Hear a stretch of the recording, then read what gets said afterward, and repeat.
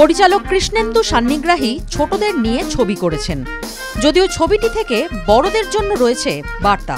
ছবির নাম তোর্ষা একটি নদীর নাম। সম্প্রতি এই ছবির প্রথম গান মুক্তি পেল। কলকাতার একটি আর্ট কলেজে মুক্তি পেল এই গান। গানটি সুর করেছেন দেবজ্যোতি মিশ্র। গানটি গেয়েছেন রূপম ইসলাম। এই গান লঞ্চের অনুষ্ঠানে উপস্থিত ছিলেন যোগেন চৌধুরী, দেবজ্যোতি মিশ্র সহ কলাকুশলীরা। গল্পের প্রধান চরিত্রই কিন্তু ছোটরা। এখানে এই গল্পে পুরো নির্ভেজাল বন্ধুত্বের কথা বলা হয়েছে, যে নির্ভেজাল বন্ধুত্ব সমাজের বেড়াজালকে ভেঙে, সমাজের গণ্ডিকে পেরিয়ে, মানে এতদিন ধরে আমরা তথাকথিত নিজেদেরকে মানুষ বলে মনে করি, তারা যে একটা বেড়া জাল তৈরি করে দিয়েছিলাম, এবং তারা উচ্চবিত্ত, মধ্যবিত্ত, নিম্নবিত্তর যে ভাগ, সেই ভাগটাকে ভেঙে দিয়েছে এই বন্ধুত্বটা ছোটদের মধ্যেই হতে পারে। মানে এই সিনেমাটা দেখলে আপনি বা আমি বা দর্শকরা তাদের ছোটবেলা সেই নির্ভেজাল বন্ধুত্বের কাছেই ফিরে যাবেন বলে আমার মনে হয়। কাল স্বপ্নই কথা বলবে, জানি দুঃখের আয়ু কমবে। এই দুঃখের আয়ু কমাটার জন্যই স্বপ্ন দেখতে হবে। যদি ভাবি যে কোনো একদিন দুঃখের আয়ু কমবে, সভ্যতায় 12,000 বছর কিছুই নয়। যুদ্ধের ইতিহাস কিন্তু 12,000 বছর, তার আগে নয়। তোর্ষা একটি নদীর নাম আসলে এই আলোর কথা বলে, ইকুয়ালিটির কথা বলে, এবং ইকুয়ালিটির জন্য কোন একটি নাগরিক, একটি বাড়ি থেকে উঠে আসা একটি মেয়ে কিভাবে প্রোটেস্ট করে। রূপম ইসলামকে আমরা এই কাল স্বপ্নই কথা বলবে, জানি দুঃখের আয়ু কমবে। এবং তমগ্ন চট্টোপাধ্যায়, আমার ভ্রাতৃপ্রতিম একজন কবি, এটি লেখেন। আমি ওকে বলি যে তমগ্ন, আমার কথাটা এসছে, কাল স্বপ্নই কথা বলবে, এর পরেরটুকু তুমি লেখো। এবং তারপর সুর করেছি। 3টি গান আছে, তার মধ্যে একটি গান আজকে আপনারা শুনতে পেলেন। এর পরবর্তী গান একটা থাকছে, সেটা হচ্ছে ইমন চক্রবর্তীর গান। সেটা নদীর ওপরেই গান, টাইটেল সং হিসাবে আছে। গানটা সম্পর্কে বিস্তারিত বলছি না, একটু উৎসাহ থাকুক মানুষের মধ্যে। সম্ভবত মে মাসের প্রথম সপ্তাহে ওই গানটি আসবে। আর তৃতীয় আরেকটি গান আছে এই সময়ের আরেক জনপ্রিয় শিল্পী অন্বেষা দত্তগুপ্ত, সেই গানটিও বেশ ভালো লাগবে।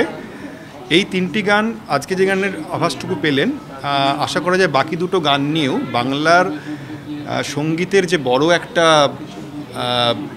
মানে জায়গা, হ্যাঁ, সেই জায়গাটাকে পুরনো দিন নতুন সময় সবটাকে মিলিয়ে মিশিয়ে একটা অন্যরকম অভিজ্ঞতা নিশ্চয়ই দেবে এই 3টে গান। এই ছবিতে মূল মহিলা চরিত্র যেটা, সেখানেই অভিনয় করেছি।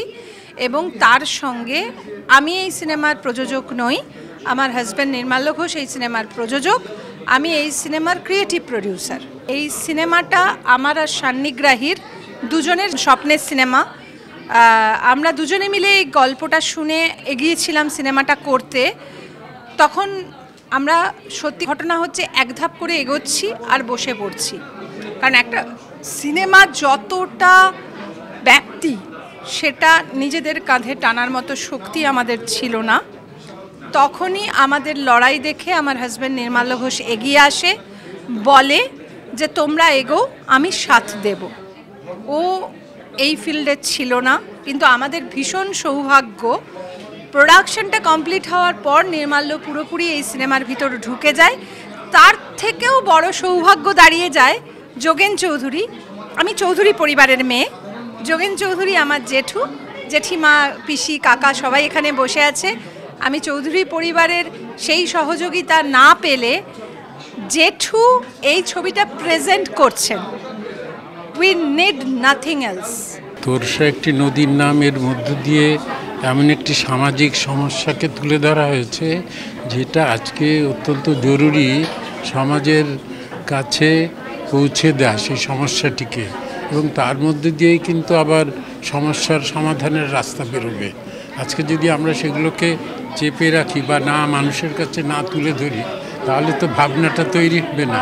এই ভাবনাটা, এই ফিল্মটা আজকে হয়েছে, আজকে এত মানুষের কাছে সেই কথাটা পৌঁছচ্ছে এবং মানুষ তার মধ্যে ইনভলভড হয়ে যাচ্ছে, এবং সে তার দায়িত্ববোধটা তার থেকে তৈরি হয়।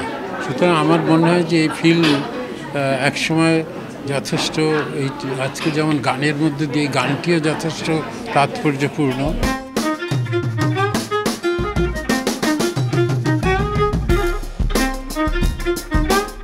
TV9 Bangla digital.